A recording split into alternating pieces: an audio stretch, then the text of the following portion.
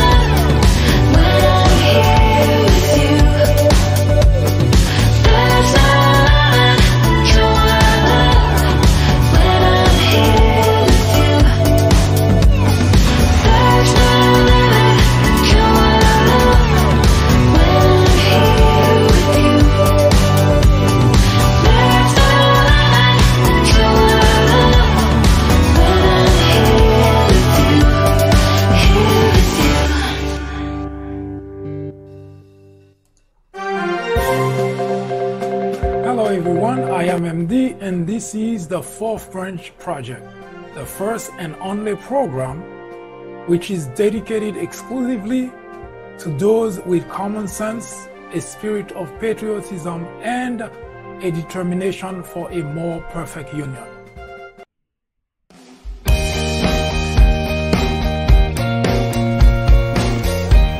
Welcome to the Fourth Branch Program. Glad you can make it. I am MD. This program is dedicated exclusively for those with common sense, a spirit of patriotism, and a determination for a more perfect union. Stay tuned as we begin the discussion of a very important, interesting, and enlightening topic. Hope to hear from you soon. Happy listening.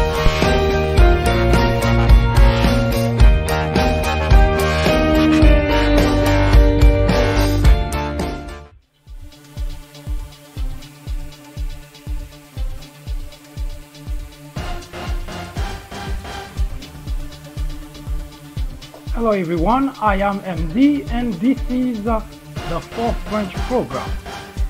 Welcome.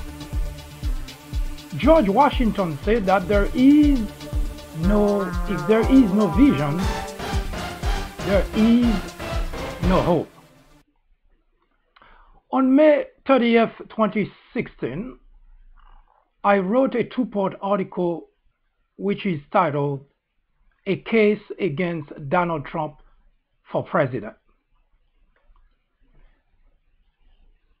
Now, to put it in perspective, I must admit that I was the first one who supported the candidacy of Donald Trump as a way to show up support for our democratic system. But I was not naive to believe that Donald Trump would be president of the United States or would be a good president for the United States. So on May 30th, 2016, I wrote the article, "A Case Against Donald Trump for President." Now, here is an excerpt of part one of that article. I strongly encourage you to go to peoplebranch.org to read the full content of the article. That's peoplebranch.org for the full content of the article. It is said that there are damages, tragedies, devastation one can never recover from. The Donald Trump prospect as the next president of the United States is one such instance. To run the country is not an art. It cannot be scripted.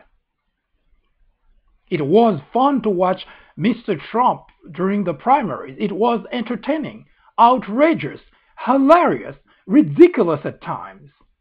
But now it is important. It is not just about the United States. It is not just about you. It is about the future.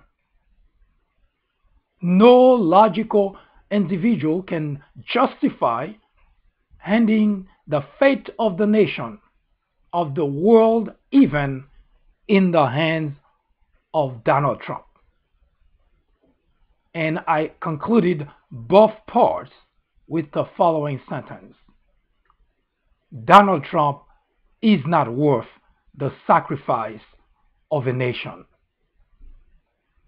And yet, Donald Trump is the 45th president of the United States. When someone makes the wrong decision,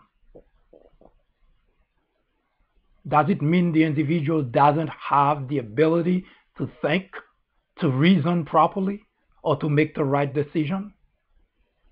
When an individual makes the wrong decision deliberately, does it mean that individual is definitely incapable of reason? When we return, we will approach this very predicament the country is in because of wrong decision made by millions of people in the country. And we will also take a look at race relation in America. Two major topics, two important topics which impacts our nation in very great ways. As the country traverses through this tumultuous time, and we have been in this predicament for the past 2 years, it is important to look at where we have failed and what can possibly be done in order to prevent any such predicament from ever happening in the country again.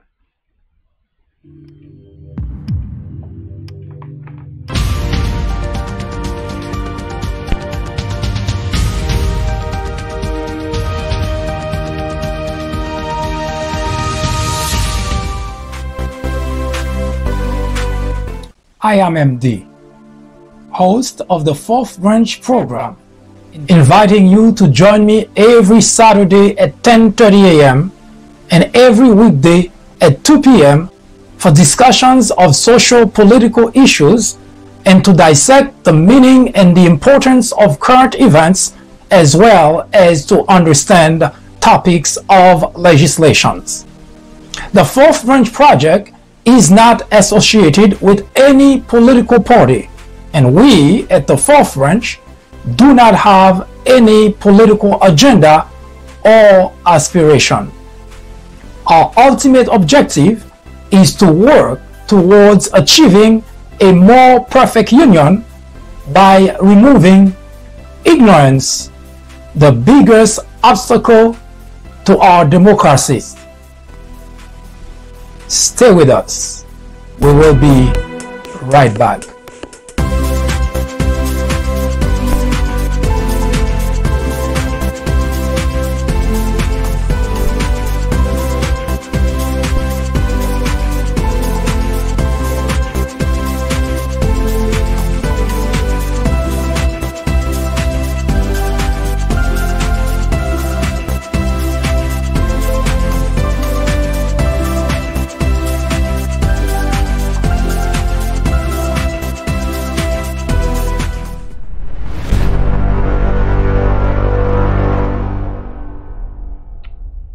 Race relation in America. If you join us for the first time, race relation in America under the title War on Blacks is a topic in which we discuss the very complexities of interaction between blacks and whites. And as usual, we set the stage for those who have joined us for the first time or those who are watching this video for the first time. I must encourage you to take a look at previous video about this particular topic, all of which are archived on the People Branch YouTube channel. So if you have not watched this program before, there are at least 5 or 6 introductory videos that provide a basis, a foundation for this program. Now, we always mention that there are two very major, big groups of whites in the country. There are millions who are racist and who discriminate, and there are millions others who are not racist who do not discriminate. And that's what makes the discussion of race relation in America so difficult, because obviously this problem. So there is no way to just walk up to someone, a white individual, and be able to tell this individual is racist, that individual is not.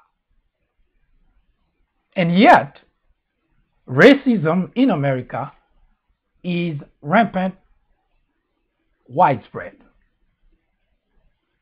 So in order to understand why, we have to take a look back in history to start seeing, observing interaction between blacks and whites, and follow those type of interaction and try to understand why this predicament is still plaguing the country, and explore ways to put an end to racism in America. Now, there are also three major important points that I need to make about this before we move forward. Now, for you who have joined the first time, who are not aware of as to how far we have gone into the conversation, we are currently discussing slave trade, but more specifically, we are at the point where there are a lot of uprising, and some of them were organized uprising, but with a twist that those uprising were changed from being just slaves who wanted to escape slavery, now to slaves who were not only fighting to escape slavery, but in the process they also wanted to even the playing field. Translation: bloody uprising. Now, any problem whatsoever that anyone wishes to solve, there are three important components that must be addressed, or at the very least acknowledged and understood. One, the problem must be acknowledged. It cannot be, if you do not believe there is a problem, it's obvious you're not going to be looking to find a solution, because there is no problem. Now, once you acknowledge and identify the problem, now you need to understand the problem, because acknowledging the problem or even identifying the problem does not do much if you do not understand the problem. So we need to understand whatever that problem is. And the third component is, of course, for the concerned parties to communicate. Now, I always take the example of Ebola. You remember a few years ago, there was an outbreak of Ebola actually across the world. And the scientific community was racing to understand so that they could provide a cure. Now, see how important all the first two components are. First, they had to, of course, acknowledge was easy because it was there. Everybody, some people were impacted, some people were exposed, some people were at risk, and so on and so forth. So that first component was already there. The second was to understand the problem, to understand how the disease worked, how it was spread, and so on and so forth. And of course, the third component we just mentioned earlier, which is for the concerned parties to communicate. Because if you were to be affected or you were to be exposed and no communication is passed to your doctor or to the scientific community, then the disease would have continued to spread. And despite the fact that a cure was developed, the disease would still have been around, because the parties, the concerned parties, have to communicate in order for the cure to be effective. The same components are necessary for solving the race relation in America. We ought to acknowledge, and one of the biggest problems is the acknowledgement part. You may recall that a decade or so ago, the level of acknowledgement especially in the white community, varies depending on where these individuals, which status social status they have.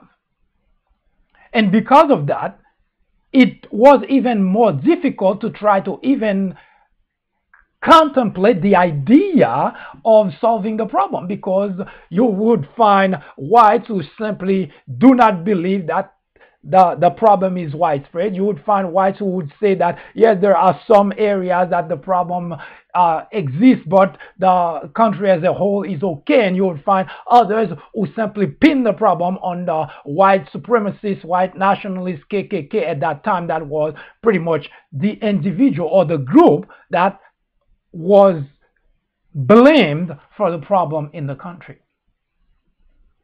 And because of that very difficulty, the first component, acknowledging that the problem exists, even fighting over that was a big part of solving the problem, because the very individuals who are concerned simply saying, no, that's not the case. And in the meantime, in the black sector, most blacks would tell you this is a serious problem. So there was a huge disconnect between blacks and whites. And that's also the reason that especially the type of crimes, police brutality inflicted on blacks went unresolved, because whites overwhelmingly believed that blacks exaggerated the situation.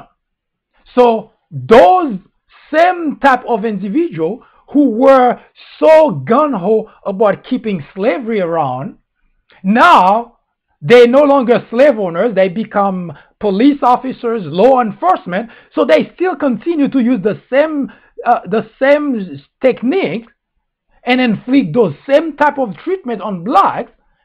And of course, they always got away with it because that's the way the system has been structured. And even as of date that we're talking about this problem, still nothing. Just a couple of days ago, and that was the biggest, and that's exactly what we have been talking about as far as interaction between blacks and whites. Just a couple of days ago, there was an incident about a cop actually not a cop, a few cops kicking an individual, obviously a black individual, in Florida, and one of the cops blocked the camera in order not to show what was going on.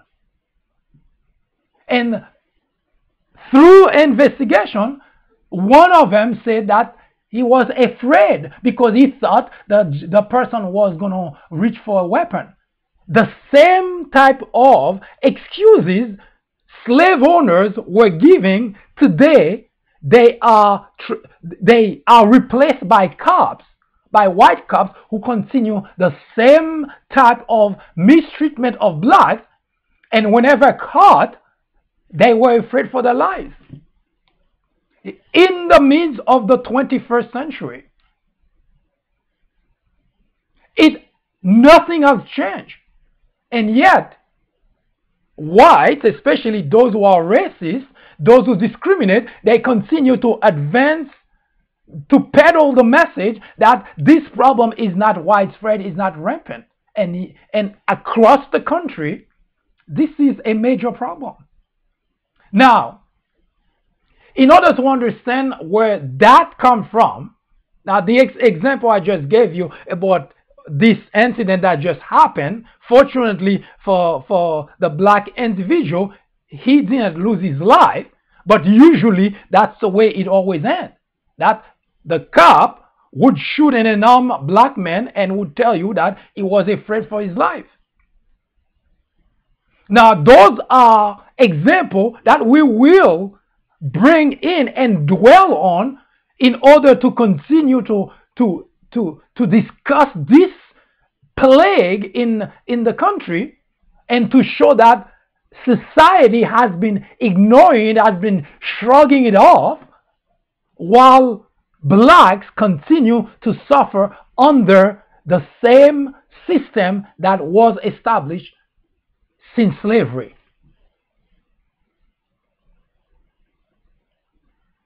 Now, I mentioned before, and I'll mention it again, I'm not at all concerned about someone who is racist. Someone who is racist, my neighbor next door is racist, doesn't like blacks, doesn't do anything to me personally, doesn't change anything about me, doesn't make me less healthy, doesn't make me less wealthy, it doesn't make me less important, it doesn't make me less intelligent, it just doesn't impact me at all. So I personally do not care whether a white individual is racist or not. What is of concern to me, and should be to any black individual and any decent white individual, is what is called institutionalized racism.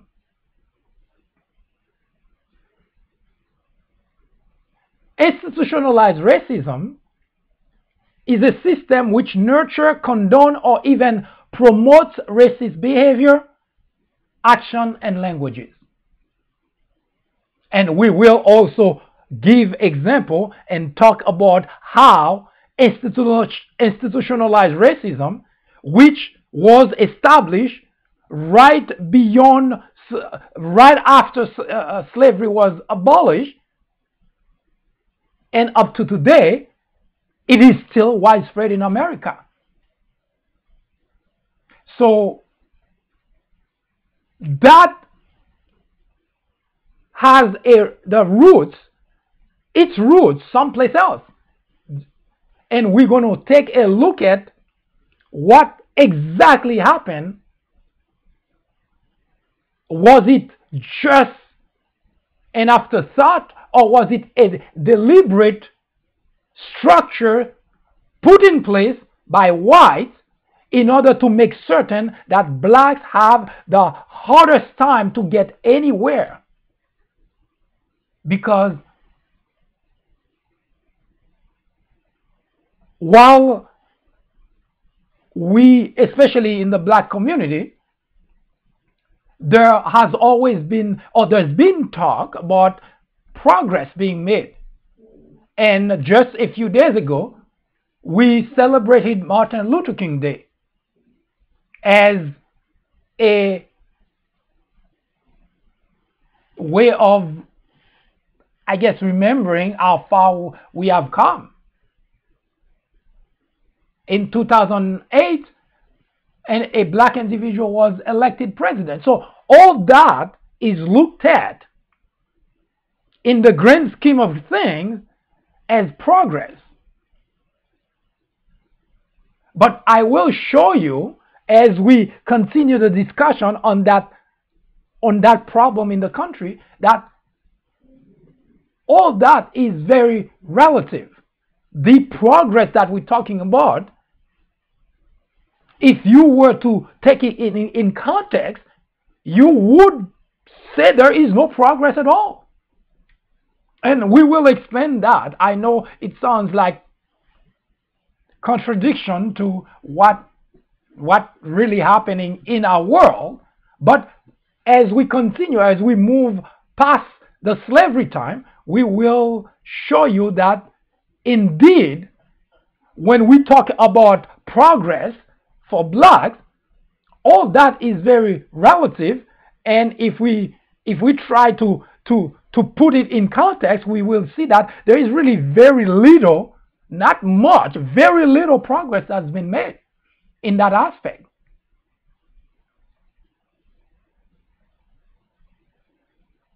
So institutionalized racism at this point, in our current time, if we want to look at it from a realistic perspective, is the new form of slavery for blacks in America. Yes, institutionalized racism. We will talk about it in great detail, but first, we're going to take a short we're going to give you a short announcement, and when we come back, we will take a look at the uprising as to why whites put in place a structure, a system to block anything, any progress, any advancement for blacks. Hi, I am MD, host of the Fourth Branch program. War on Blacks is a new topic added to the Fourth Branch programming in order to discuss the intricacies, the complexities of race relations in America. The goal is threefold. 1. To bring attention to the various forms of prejudice, discriminations, and racism in the country. 2. To expose the undeniable presence of such in every aspect of life and every corner of our society. 3. To extricate us all from the ignorance, the indifference, or the complicity. The ultimate objective is to make the discussions of those issues, racism, prejudice, discrimination, a normal part of our lives. Then, and only then, will we, as a society, be able to eradicate the problem. Martin Luther King Jr. said, "Nothing in all the world is more dangerous than sincere ignorance and conscientious stupidity." Abraham Joshua Heschel exclaimed, "Racism is man's gravest threat to man, the maximum of hatred for the minimum of reason." Join me in the journey to restore equality. Or would you please get out of the way? Thank you.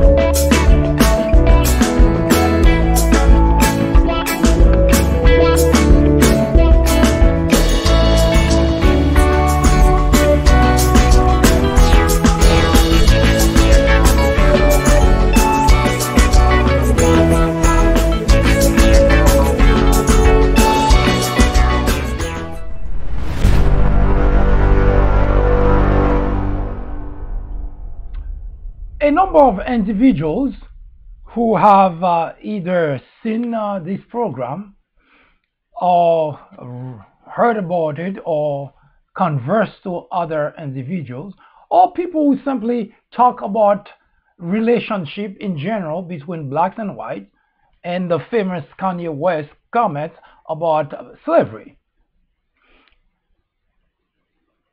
Ask the question, why didn't the slave escape?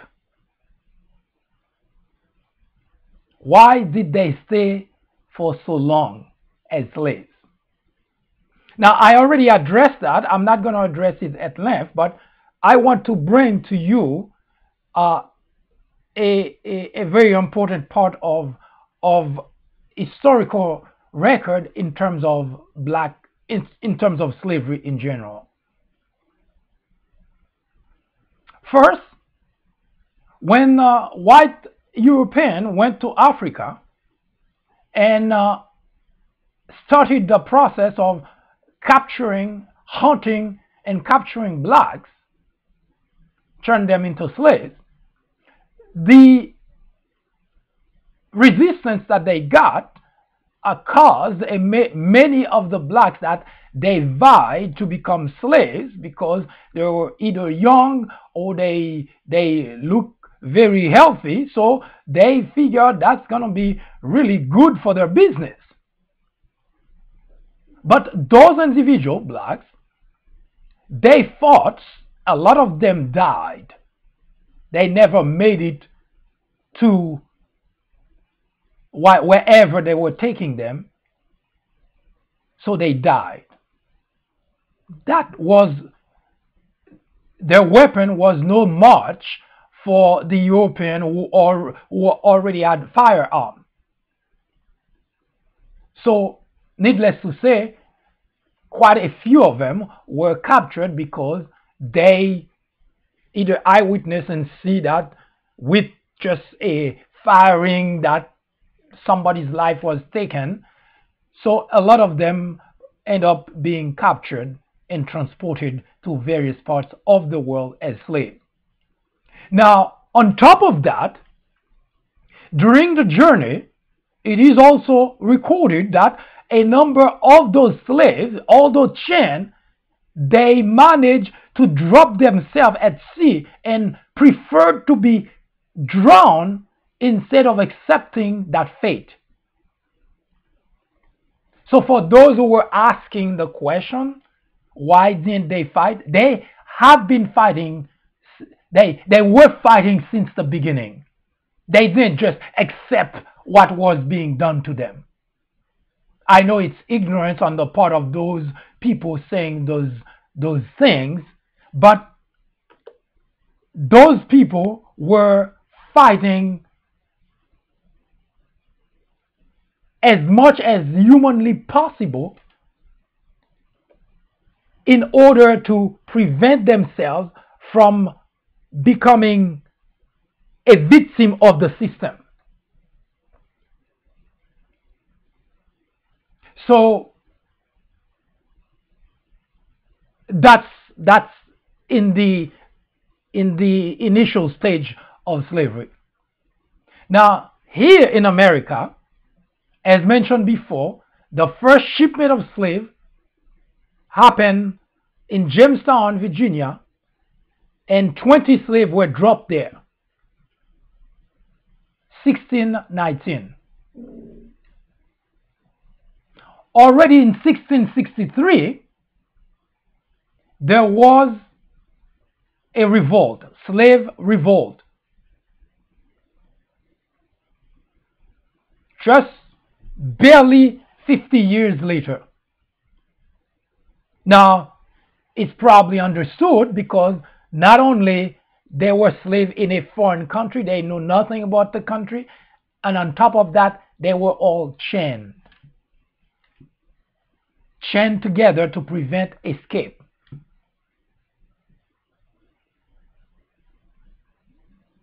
Nine years later, 1672, there were plenty of fugitive slaves. Of course, they call them fugitive. Now, go figure that. Fugitive slaves who banded together, and what they were doing was that they were trying to destroy the plantation. They were trying to inflict damages to the plantation, the very areas that the very form of income, of stature, of financial well-being for the white slave owners. The slaves were attacking that. And according to historical record, in 1687, there were an all-black slave revolt. Now, I mention all that not because this is what I meant to talk about, because the point that I'm trying to make for those who kept asking why did it take the slaves so long? Why didn't they escape sooner, and so on and so forth?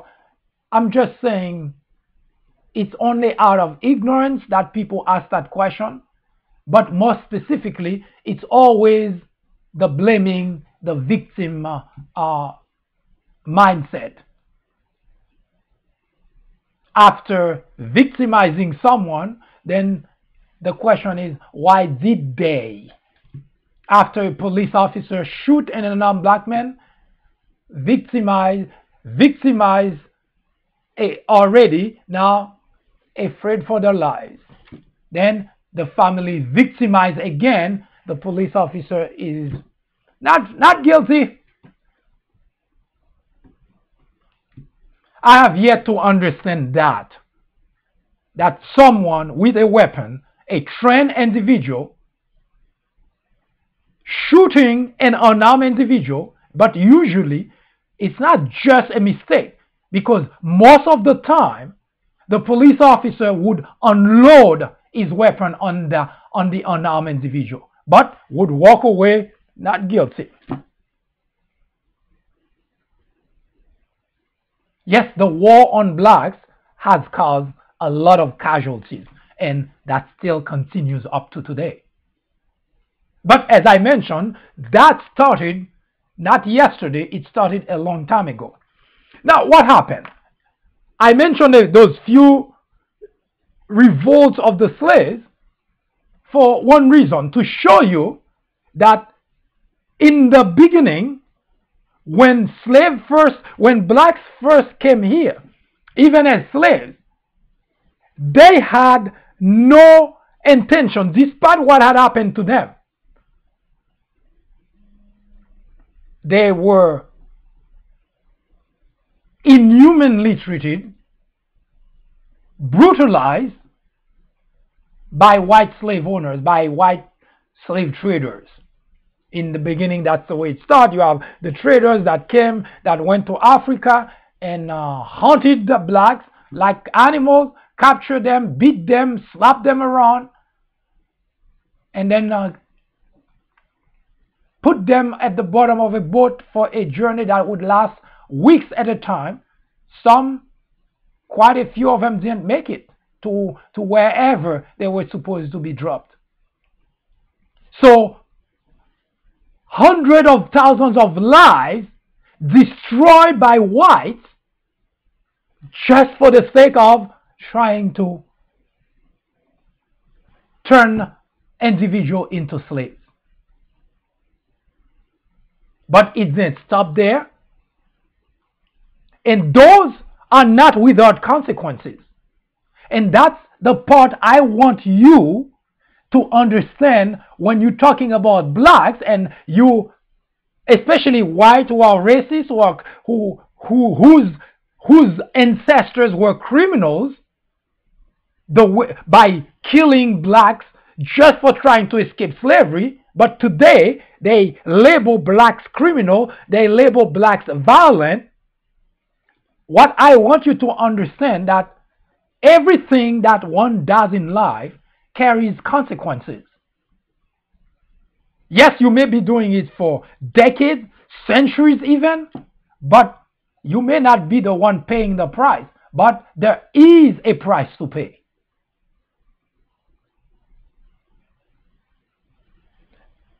So don't think the institutionalization of racism in America is going to be forever and there is nothing to pay. There is always a price to pay. Now, if you are white and you descendant of slave ownership, as I mentioned here time and time again, you cannot just wash your hands that you have nothing to do with slavery. You have indirectly everything to do with slavery. And as we continue that conversation, even when we move out of talking about some of the detail of slavery, we will show you that yes, you are still very much connected to slavery in your behavior, in your personal life, in the way things turn out for you. You are connected to slavery. Now, slave uprisings, revolt started benignly. They just want to get out of the predicament they were in. As I mentioned to you in those three examples, 1663, 1672, 1687, all three of those uprising and revolt The slave never attempted once to harm the slave owners.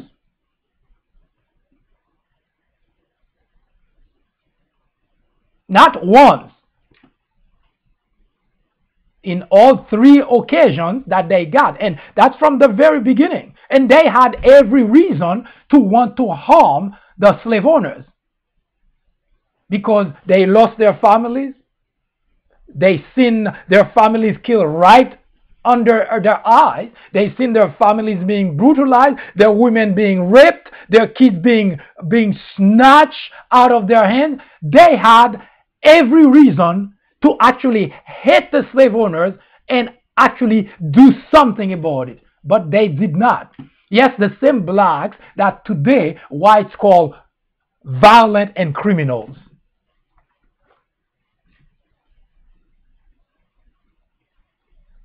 There were good, logical reasons for those slave owners to inflict damages on white slave owners. There were plenty of reasons. Taken from their country, they didn't bother anybody.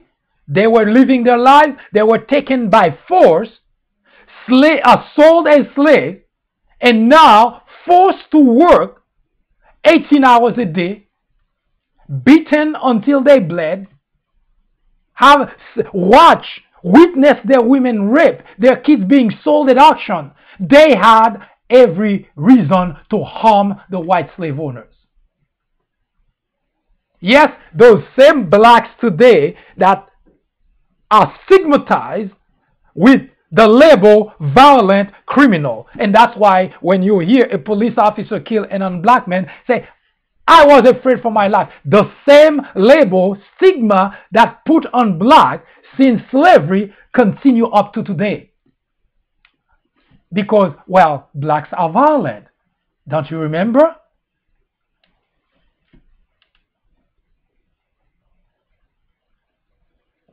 And yet, when they first started to revolt against slavery, they had one thing in mind: just escape slavery. But your ancestors decided, no, why should we let you escape slavery? They hunt them down in a country that's not theirs. When they capture them, they beat them to death, and those who survived were forced to go back in the field to work, and those they could not capture, they just shoot down. And you're talking about blacks being criminal and violent. What an irony. It's blaming the victims. It didn't happen yesterday. It began since slavery. And up to today, we still have a different form of slavery. Police officer killing unarmed black individual and claim, I was afraid for my life. Yes, nothing has changed in America. War on blacks continues. A few whites, I assume that, seem to be upset about the banner, the title, say there is no war on blacks. The casualties blacks have suffered beyond slavery, since after slavery, continue to mount. It's physical casualties, emotional casualties, psychological casualties, financial casualties. Yes, there is indeed a war on blacks. And as we continue this conversation about what is been happening to blacks, you will notice that this is a war because if there are casualties, that's what it is. You cannot call it anything else. That's what happened at war, casualties. The only difference is it's a one-sided problem. the casualties are happening on the black side only, but it's still a war.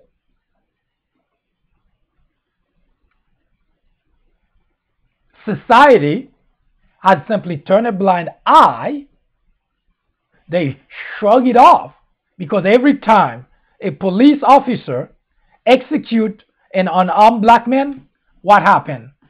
They try to find something about the victim. Oh, it wasn't a scent.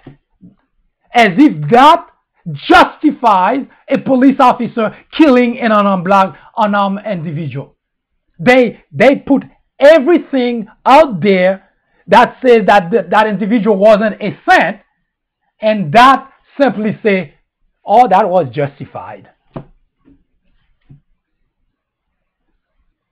Yes, the war on blacks is real and it continues, and unless and until society gets to the point of understanding that this war on blacks is condoned by a sector of our society, even promoted, I would say, because whenever a black individual falls victim of police brutality or execution on the street, you tune into Fox, you find that it is something that's condoned by people working at Fox, because now they get on the bandwagon blaming the victim. It's the victim's fault. Yes, there is a sector in our society who continue to behave the same way white slave owners behave. Blacks, we can get rid of. We don't have to worry about it because, well, they're blacks. And society continue to either ignore, shrug it off, or simply indifferent to it. But as I mentioned, that happened way, way back in the past during slavery.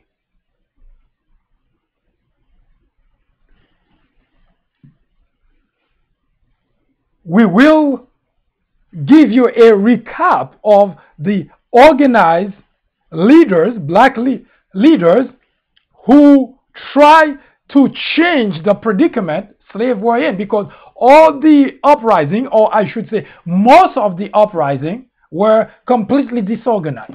Just a group of people who were enslaved who decided enough was enough. There was no organization, nothing that could truly make a difference and get the slaves out of slavery. While the white slave owners were well organized, the blacks, they were at a huge disadvantage. And from time to time, there was some sort of revolt, some sort of uprising. But nothing really ever happened. 1663, there was an uprising in Virginia. And Virginia was famous for that because, again, this is where it began. Slavery. The first slaves were dropped there. Jamestown in Virginia. 1663, 1672, 1687, all three times. In Virginia, all the slaves wanted was to escape slavery. They didn't try to harm the slave owners. They didn't try to harm the slave owner's family. All they wanted is get out of slavery. That's how it all started.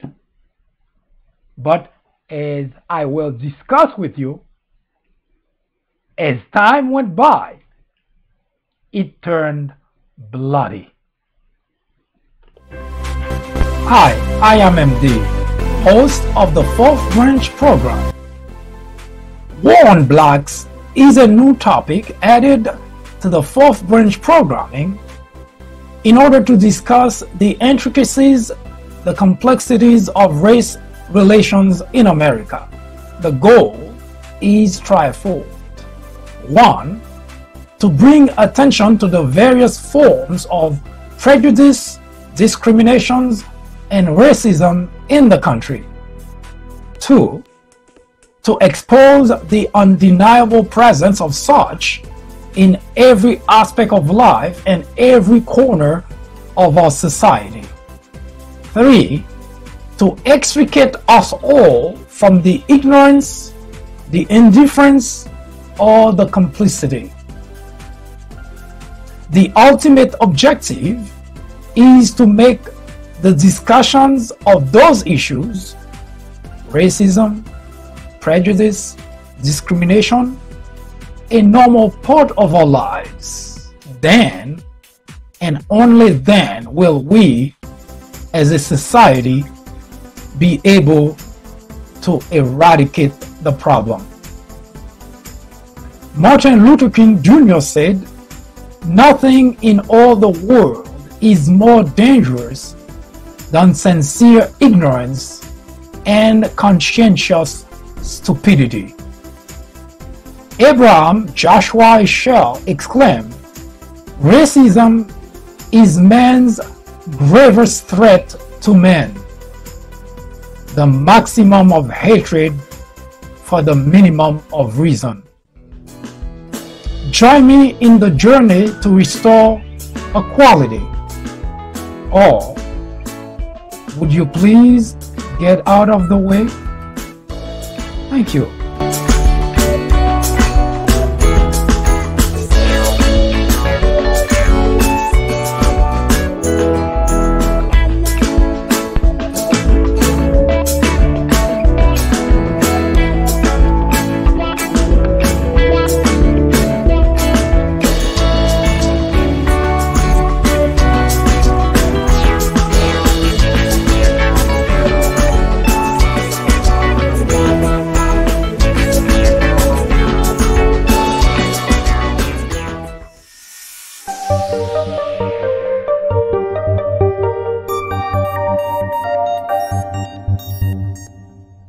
Politics or deception.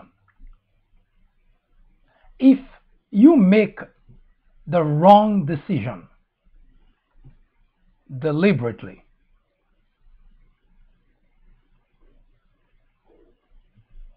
does it mean you don't have the ability to reason?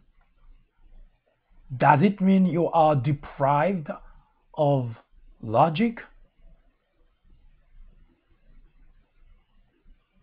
How can we tell the difference? I mentioned earlier that in 2016, a number of people decided, millions of people decided to vote in office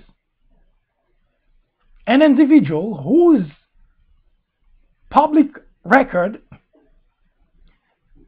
clearly says there is absolutely nothing that individual did that was legal, legitimate, but much worse, an individual who practiced defrauding people every way that he could of their hard-earned money, of their business. Those are not speculations. They are facts, public facts, that Donald J. Trump never did anything, and read this, and I repeat it, never did anything legal or legitimate. That's not an assumption. That's not a partisanship conversation. It is a fact. That's the case. And of course, during the 2016 US presidential election, those facts were in plain view for anyone to find out, to read about, to research. They were not hidden. And when nothing works for Donald Trump, the last resort he would take would be to declare bankruptcy, which was another tool that he used to avoid paying those he borrowed money from. Now, this is an individual who spent all his life, not some of it, not because he was in trouble, not because of some circumstances, all his life. At the age of 17, Donald Trump was imparted knowledge of those type of scheme by his father.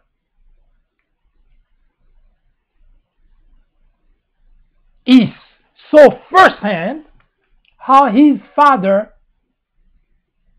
dealt with those type of predicaments. In fact, at some point, Donald Trump even thought he became better than his father.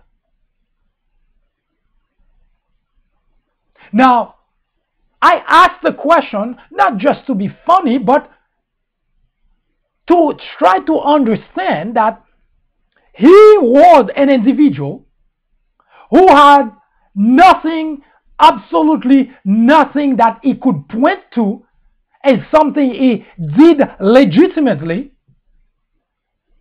And yet, we had millions of people who deliberately made the decision to vote that individual to the highest office in the land. Now, you have to take a step back in order to understand the bigger part of the problem.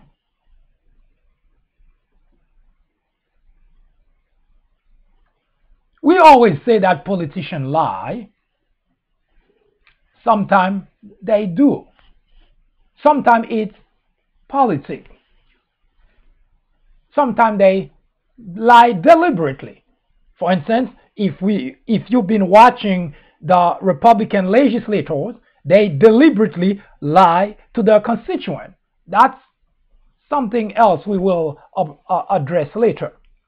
But the reason this is such an important problem for the country, such a problem for the country, is because Donald Trump is the president of the United States. And how did that happen? Here is an individual. It's not speculation. I heard many Trumpublicans mention that people have been talking badly about Trump. And I pause for a moment and try to understand what is good to talk about Trump. In his life, he did absolutely nothing right. Nothing by the book, nothing legitimate, nothing, zero, zilch. There is absolutely nothing to say about Donald Trump that was good. Everything that he did was to defraud people. Everything that he did was underhanded. Everything that he did was to hurt businesses and individuals. So there was absolutely nothing good to talk about. And yet, millions of individuals got up one day, went to the poll, and voted that individual to the highest office in the land. When someone makes a mistake deliberately, does that mean that individual is deprived of a brain? Does that mean this individual is deprived of any logic? Now, of course, those who made the decision would argue to the contrary. Even up to today, they continue to argue Donald Trump is the best thing that has happened to the country.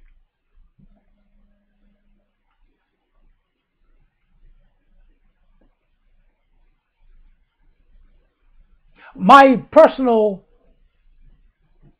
understanding of Donald Trump aside, let me ask the question to Trumpublicans. Do you by any chance know what Donald Trump's vision is for the country? I didn't think so. There is no vision.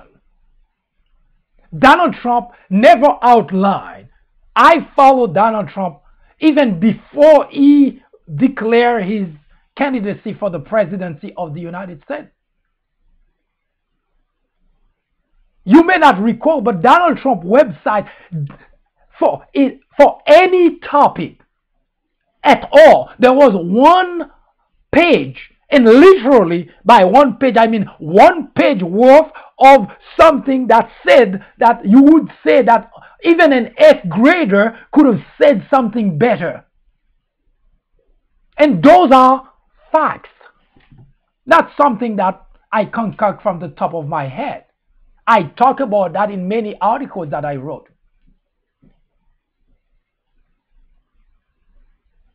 So you can understand my dilemma. And again, I will remind you that I personally supported the candidacy of Donald Trump for president of the United States. I supported that. I wrote about that. As a matter of fact, I even wrote about those individuals who joined the Never Trump. I wrote against that movement. So I'm not telling you a story just because I see Donald Trump as the worst thing that has happened to America. Because I have followed Donald Trump, and it's unfathomable that you would have an individual who has no principle, no morality, and that's the individual millions of people would choose to support and vote as president of the United States.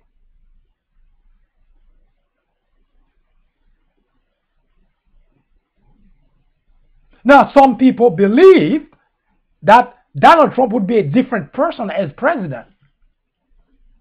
Now, I didn't think so, but I gave them the benefit of the doubt. I'll say, okay, let's wait and see. For the Trumpublican, I'll ask again, do you know what Donald Trump's vision for the country is?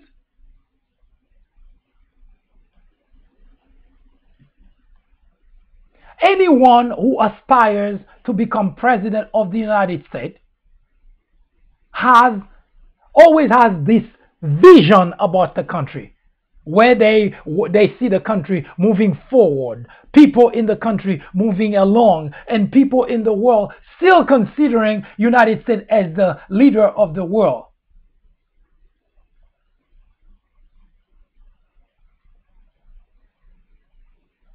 Today, we're looking at a United States that you cannot possibly want that for your children or your grandchildren. Now, in order for you to comprehend that, I'll resort to asking the question, would you want your children and all your grandchildren to emulate Donald Trump? Would you use Donald Trump as role model for your children? That's really the question. Would you?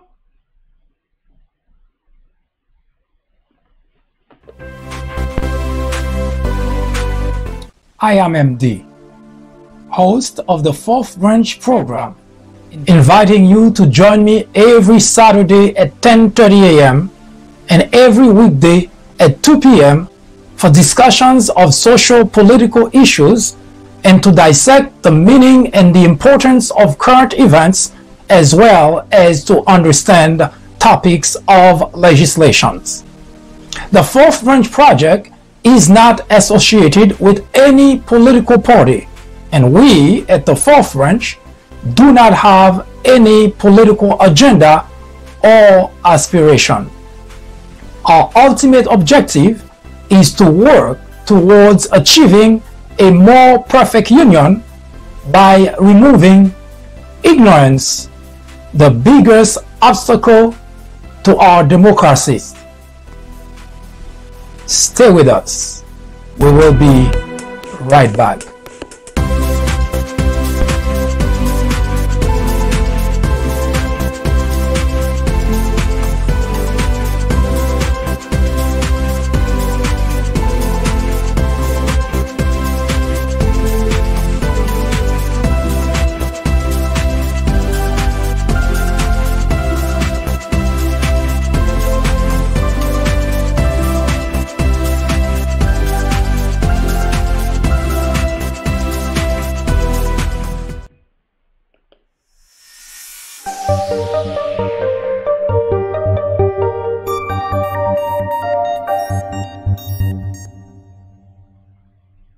The Constitution of any country is a very special document. Ours, the Constitution of the United States, was crafted with great care, a lot of deliberation, and by individuals who actually love the country, individuals who would sacrifice their own lives, their own well-being, if that benefits the country. George Washington, the first president, only served 2 terms as president of the United States. He could have been president for life if he so chose. But for the sake of the country, he found it inappropriate. Keep in mind, there was nothing in the Constitution which would prevent him from serving as president as long as the constituent would deem it necessary and appropriate, meaning voted for him. Washington and all those who contributed to the crafting of the Constitution saw no greater honor than to serve as president and leader of the country. They did not envision the remote possibility of anyone serving in that post to be so indifferent to his fellow countrymen, so callous, so selfish, so self-centered.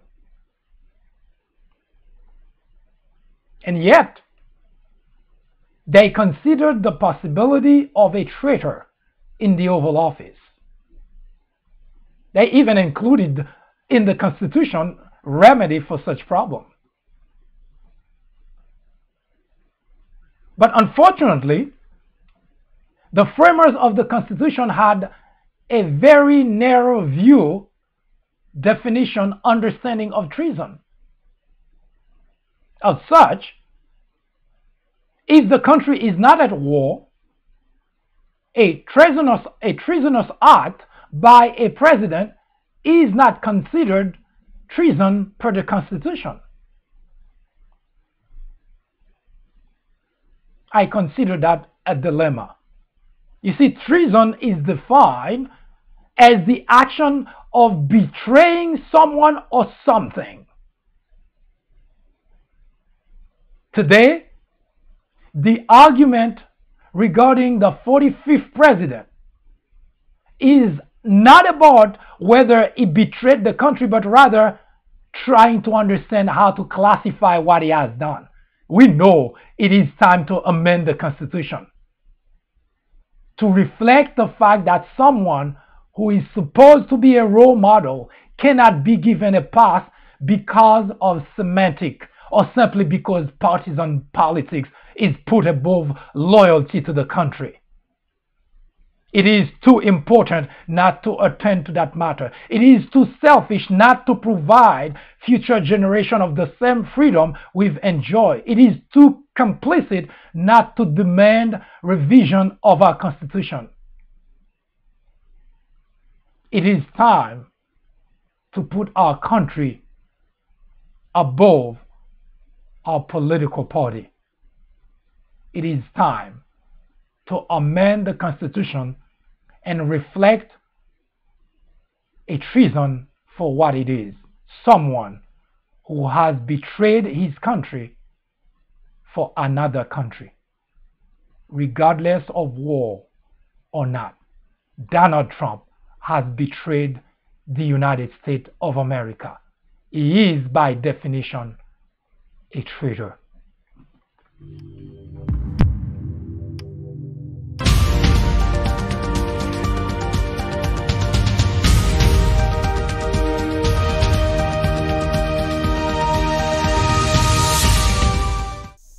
Ignorance, they say, is the biggest threat to any democracy. Indeed, it is. Plato, a Greek philosopher born in 427 BC, said that ignorance is the root and stem of all evil.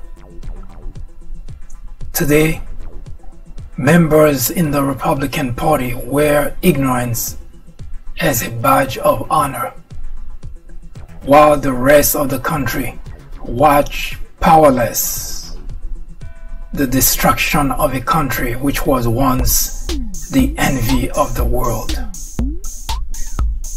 The media is the enemy of the country, said Donald Trump. The Democrat legislators are obstructionists for not going along with everything the president wants. The Department of Justice is biased for investigating corruption in the Trump administration. This is the United States of America. Any question?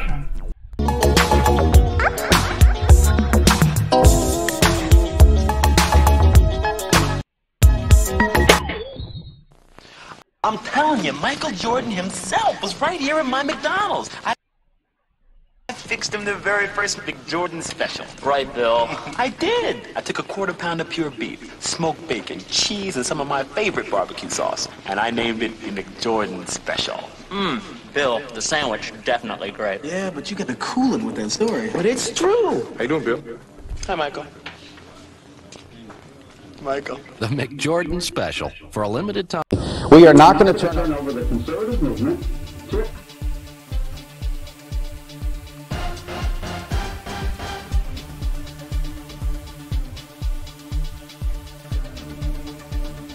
I do thank you for spending the time with me, and I hope those information were enlightening and you get something out of it. In the meantime, if you have questions, suggestions, comments, criticism, do not hesitate to contact us. Let us know about it. We'll do better next time. If you have a topic you would like us to research and discuss on the Fourth French program, please do send us a line. We will research the topic and we will talk about it, because the very purpose of this program is to, well, remove ignorance. I hope you have a wonderful afternoon. I am MD, host of the Fourth Branch program, inviting you to join me every Saturday at 10:30 a.m. and every weekday at 2 p.m. for discussions of social political issues and to dissect the meaning and the importance of current events, as well as to understand topics of legislations.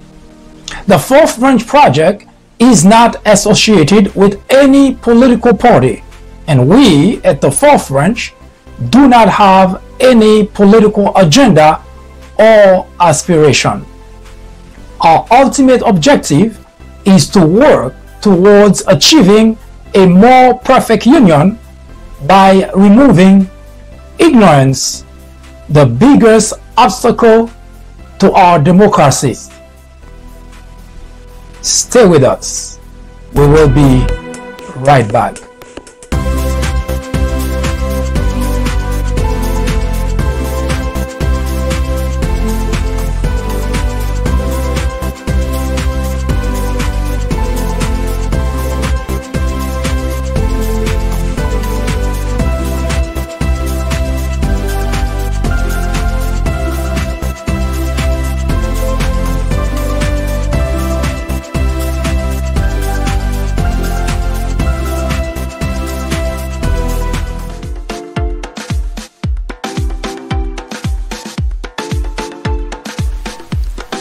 The Fourth Branch podcast is brought to you in collaboration with the People Branch publication, which can be found on the People Branch website, located at peoplebranch.org. That's peoplebranch.org. That's peoplebranch.org website, in which you will find a number of very interesting articles.